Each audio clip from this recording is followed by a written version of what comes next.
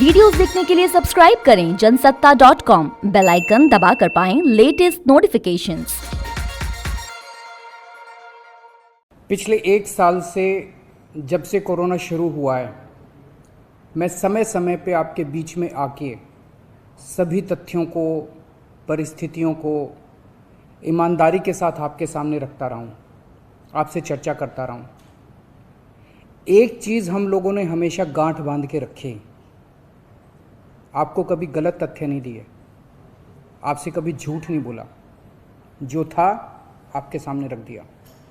अगर स्थिति अच्छी थी तो भी आपको बताया, स्थिति खराब थी तो भी आपको हमने ईमानदारी से बताया, क्योंकि हम पहले दिन से समझ गए थे कि ये इतनी बड़ी आपदा है कि आपके साथ के बिना, जनता के साथ के बिना अकेले इस आपदा से सरकार सामना नहीं कर सकती।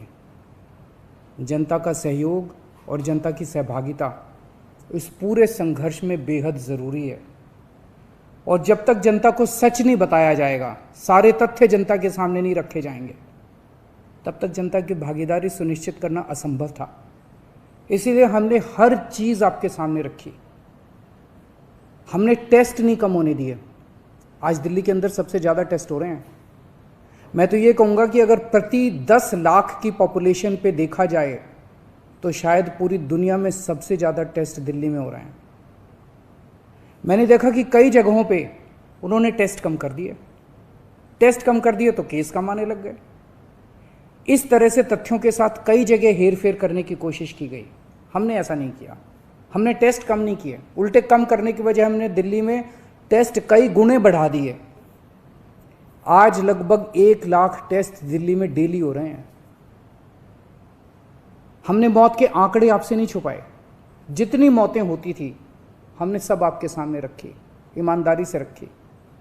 अगर ज़्यादा हो रही थी तो ज़्यादा बताई, कम हो रही थी तो कम बताई।